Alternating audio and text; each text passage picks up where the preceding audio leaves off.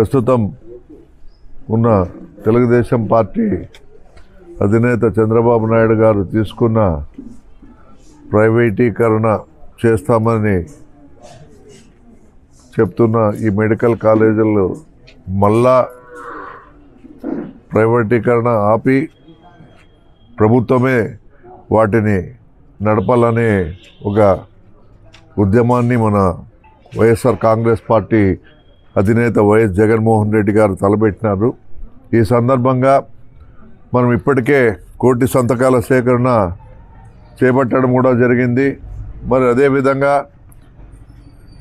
ఈ యొక్క ప్రైవేటీకరణపై పోరాటాలను దినదినము ఉధృతం చేస్తూ ఈ ప్రైవేటీకరణను నిలుపుదల చేసే విధంగా మరి ప్రభుత్వం పైన ఒత్తిడి తీసుకొని వచ్చి పేద ప్రజలకు మేలు చేసే దిశగా ఈ యొక్క కార్యక్రమాన్ని మనం ముందుకు తీసుకుపోతూ ఉన్నాం.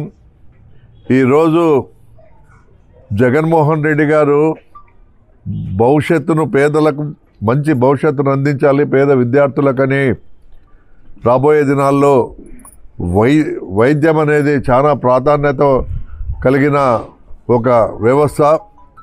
ఈ వైద్య వ్యవస్థను పేద ప్రజల ద్వారా ఇంకా విద్యార్థులకు అందుబాటులో తీసుకుని వచ్చి కోట్లాది రూపాయలు మరి వాళ్ళు ఈ యొక్క ఫీజుల ద్వారా కట్టకుండా కేవలం మరి ఈ మెడికల్ కాలేజీల ద్వారా మరి ఫ్రీ సీట్స్ ప్రొవైడ్ చేసి ఉచితంగా విద్యను ఇచ్చే విధంగా ఆయన ఆ రోజు అడుగులు వేసి 17 మెడికల్ కాలేజీలు తీసుకురావడం జరిగింది.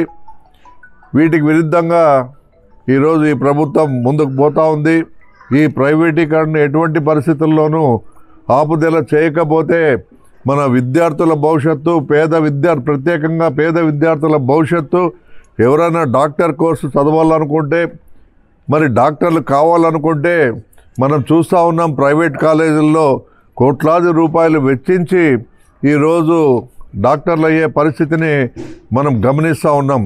ఇందులో ఈ ప్రభుత్వం ఒక కుట్ర పన్ని కేవలం ఉన్న వాళ్లకు మాత్రమే విద్య లభించే విధంగా ఈరోజు చాలామంది ఆర్థికంగా ఎదిగిన వారికి మాత్రమే వైద్యులయ్యే అవకాశాన్ని మరి ఈ ప్రభుత్వం కల్పించే దిశగా అడుగులు వేసింది. కాబట్టి ఇది మంచి పద్ధతి కాదు. రాబోయే దినాల్లో తప్పకుండా వైద్యం అనేది చాలా అవసరము. మనం గమనిస్తూ ఉన్నాం రోజు రోజుకి రకరకాలుగా మరి వ్యాధులు ప్రబలిస్తూ ఉన్నాయి.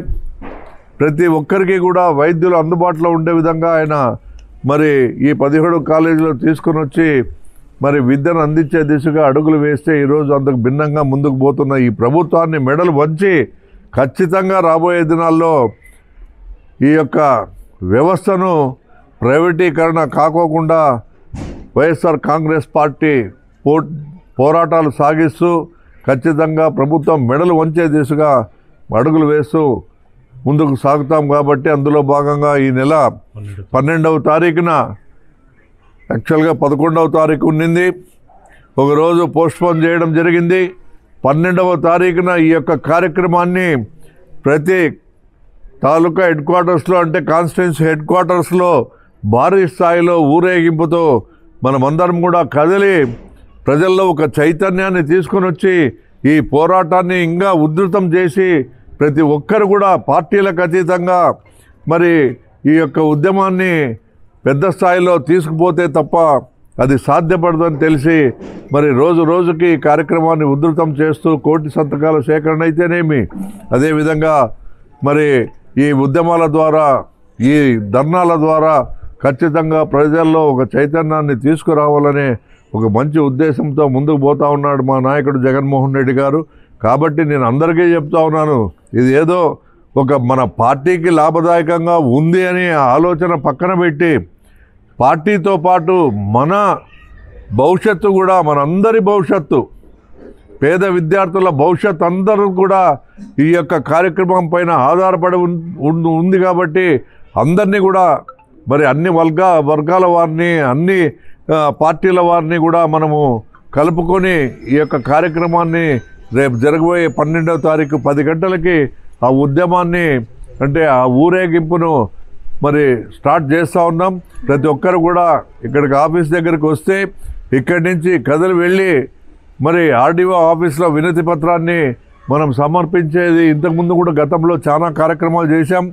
ఇక్కడి నుంచి మోటార్ బైక్స్ ర్యాలీతో వెళ్ళి తర్వాత అక్కడ టీటీడీ కళ్యాణం దగ్గర మనం లాస్ట్ టైం కూడా ఏ విధంగా మనము కార్యక్రమం జరిపినామో అదే విధంగా ఈ కార్యక్రమం జరుగుతుంది. కాబట్టి పెద్ద స్థాయిలో మన పార్టీ శ్రేణులు, నాయకులు, అదేవిధంగా కార్యకర్తలు, అభిమానులు, మరి విద్యార్థి విభాగం వారు మరి అందరూ కూడా అందరినీ కలుపుకొని ముందుకు సాగి ఈ యొక్క కార్యక్రమాన్ని మన గుంతకల్ నియోజకవర్గంలో పెద్ద ఎత్తున విజయవంతం చేయాలని ప్రతి నాయకుని కూడా, ప్రతి కార్యకర్తను, ప్రతి వైఎస్ఆర్ కాంగ్రెస్ పార్టీ కుటుంబ సభ్యులను కూడా నేను కోరుకుంటా ఉన్నాను. దయచేసి ఒకరు ఇద్దరు వచ్చి ఏదోలే ప్రతిసారి చేస్తూ ఉన్నాం ప్రోగ్రాము, మరి ఏదో ఒకరు పోతే సరిపోతుందని చెప్పేసి అది అలా ఆలోచన చేస్తే మనం పొరపాటు చేసిన వాళ్ళం అవుతాం. తప్పకుండా పెద్ద స్థాయిలో గతంలో జరిగిన మరి ఈ యొక్క ధర్నా కార్యక్రమాల కంటే రెట్టింపు ఉత్సాహంతో మనం ముందుకు సాగాల్సిన అవసరం ఉంది.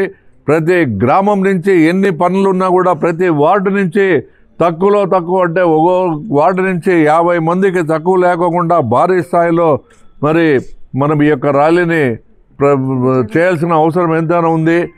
అందరికీ విజ్ఞప్తి చేస్తూ ఉన్నాను. మీడియా ముఖంగా, మరి పత్రికా ముఖంగా, మన సోషల్ మీడియా ద్వారా కూడా ప్రతి ఒక్కరికి కూడా ఈ యొక్క మెసేజ్ని పంపి పెద్ద ఎత్తున ఈ కార్యక్రమాన్ని విజయవంతం చేస్తారని నేను ఆశిస్తూ ఈరోజు ఈ పోస్టర్ కార్యక్రమం ఇచ్చేసిన ప్రతి ఒక్కరికి కూడా పేరు పేరున నా యొక్క హృదయపూర్వక ధన్యవాదాలు కూడా తెలియజేసుకుంటూ, దయచేసి మనం అందరం కూడా ఒక ఆలోచన అయితే ఉంది. ఏమని మనం ఎక్కువ ప్రోగ్రాములు చేస్తూ ఉన్నాము, అంటే నెలలో 2-3 ప్రోగ్రాములు చేస్తూ ఉన్నాము కాబట్టి ఇవి కొంత ఇబ్బందికరంగా ఉందని. కానీ ఈ ప్రోగ్రాం పార్టీకి సంబంధించిన ప్రోగ్రాం అయినప్పటికీ కూడా దీనిలో ఉన్న ఉద్దేశాన్ని మనం గమనించండి.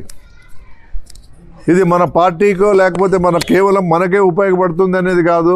ఇది పార్టీలకు అతీతంగా ప్రతి కుటుంబానికి కూడా మన సంతకాల సేకరణ మరి బస్టాండ్ ఏరియాలో రాజశేఖర రెడ్డి విగ్రహం దగ్గర పాత బస్టాండ్ ఏరియాలో పెట్టినప్పుడు మనం అనుకున్నది 1000-1500 సంతకాలు ఎక్స్పెక్ట్ చేసే దాదాపుగా 6000 నుంచి 7000 సంతకాలు మనం సేకరించగలిగినామంటే ప్రజల్లో దీనిపైన ఒక ఆలోచన అనేది వాళ్ళ మెదడులో బయలుదేరింది.